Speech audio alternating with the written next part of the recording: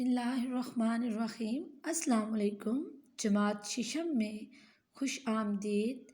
آج ہم چھٹی جماعت کی اسلامیات کی کتاب کے باب دوئم کا سبق نمبر 5 حج اور اس کی اہمیت کا پیراگراف نمبر 3 حج کے روحانی اور دنیاوی فرائض پڑھیں گے، جو کہ صفحہ نمبر 25 پر موجود ہے۔ حج کے بے شمار روحانی اور دنیاوی فرائض ہیں۔ روحانی یعنی ہماری روح کو جو پاکیزگی ہوتی ہے حج سے، وہ جو ہے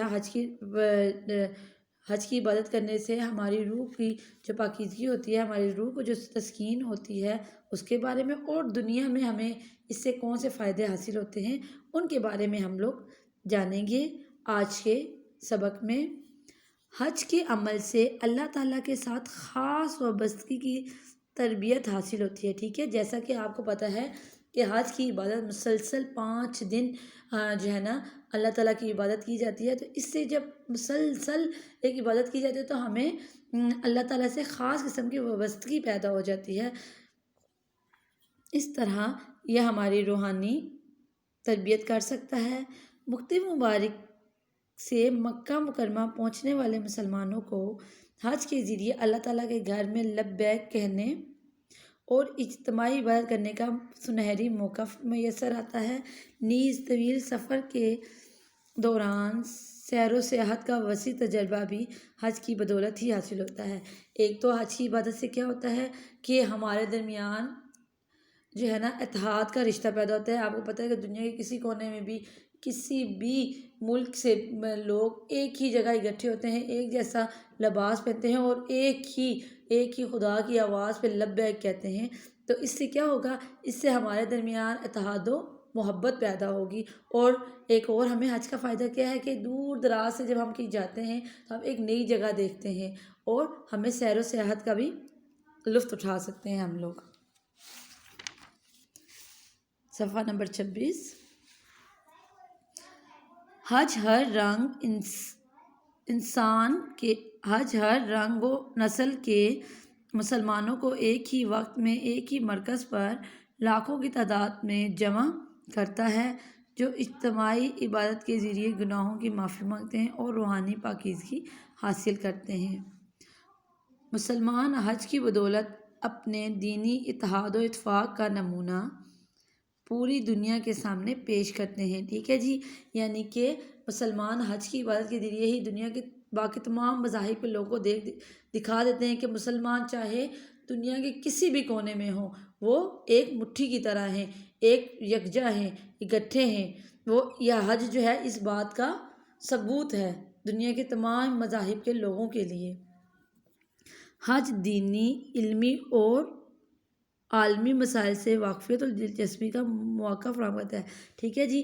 جب ایک ہی جگہ حج کے موقع پہ مختلف جو ہے نا نسلوں کے، مختلف قوموں کے، مختلف ملکوں کے لوگ جو ہے نا ایک جگہ اکٹھے ہوتے ہیں، تو پھر اس سے کیا ہوتا ہے؟ ہمیں فائدہ، دنیاوی فائدہ ایک یہ حاصل ہوتا ہے کہ ہمیں ہر ملک کے مسائل کا ہوتا ہے، پتہ چلتا ہے، ہر طرح کے علمی اور دنیاوی مسائل کا پتہ چلتا ہے، اور ان کے حل کی پھر اس طرح مل کے ان کے حل کی کوشش کی جاتی ہے۔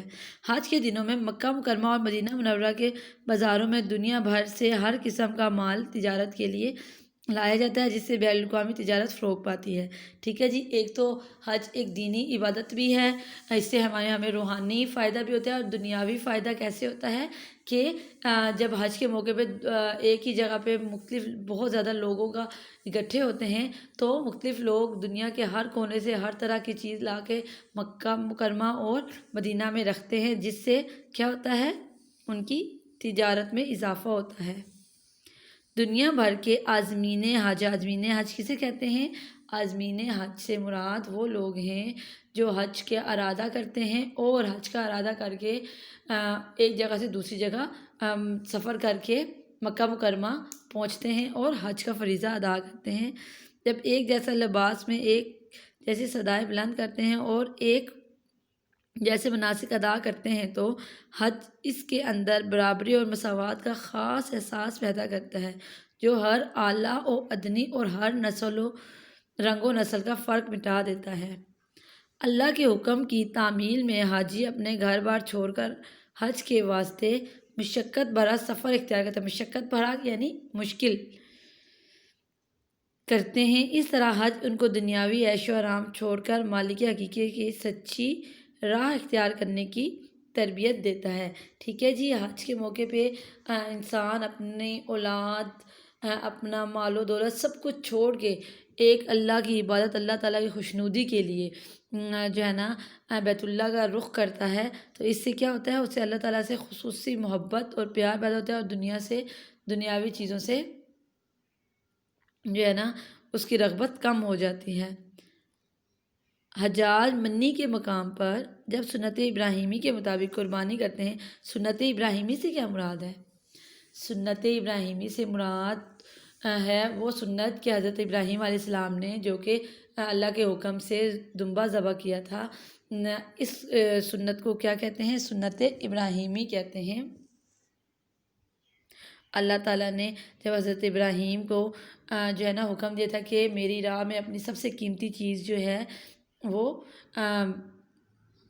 قربان کر دو، تو حضرت ابراہیم علیہ السلام کو اس ٹائم اندازہ ہوا کہ میرے لیے تو سب سے قیمتی چیز میری اولاد یعنی حضرت اسماعیل علیہ السلام ہی ہے، تو وہ اللہ تعالیٰ کی خوشنودی کی خاطر اپنے بیٹے حضرت اسماعیل کو ایک جو ہے نا بیابان ویران جنگل میں لے گئے، اور وہاں جا کے انہوں نے اپنے بیٹے کو بتایا، تو اس نے کہا کہ جیسا آپ کے باپ آپ کو اللہ تعالیٰ کا حکم ہے میں تیار ہوں، تو وہ اللہ تعالیٰ کے حکم کی خاطر لیٹ گیا، اور حضرت ابراہیم علیہ السلام اسے ذبح کرنے لگے، تو اللہ تعالیٰ نے آسمان سے ایک مینڈا یعنی کہ دمبا بھیجا، اور اسے اور اللہ کا حکم آیا کہ آپ کی قربانی قبول ہو گیا، اللہ کو آپ کی نیت کا پتہ چل گیا ہے۔ تو اس وقت سے جب اب کہتے ہیں نا کہ ہم لوگ کیوں جو ہے نا بڑی عید پہ بھی ہم لوگ قربانی کرتے ہیں، اور حج کے موقع پہ بھی قربانیاں کی جاتی ہیں، یہ صرف اور صرف حضرت ابراہیم علیہ السلام کی سنت کی یاد میں کہ کس طرح انہوں نے اپنے رب کی خوشی کی خاطر اپنی سب سے قیمتی چیز اپنی اولاد تک کو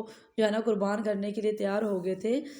اس قربانی کی یاد میں جو ہے نا ہر سال حج کے موقع پر بھی منی کے مقام پر جو ہے لوگ جو ہوتے ہیں حج کرنے لوگ جاتے ہیں، وہ قربانیاں دیتے ہیں، تو اس طرح حج ان کی ذاتی مال و دولت اللہ کی راہ میں قربان کرنے کی تربیت فراہم کرتا ہے۔ منی میں مسلسل 3 دن رمی کے ذریعے شیطان کے مقامات پر کنکر برسائے جاتے ہیں اور شیطان سے نفرت کا اظہار کیا جاتا ہے۔ حج اس تربیت سے حاجیوں کو انسان کے کھلے دشمن شیطان سے بچاؤ کا مؤثر سبق دیتا ہے۔ شکریہ، آج کا ہمارا سبق مکمل ہوا۔ اللہ حافظ۔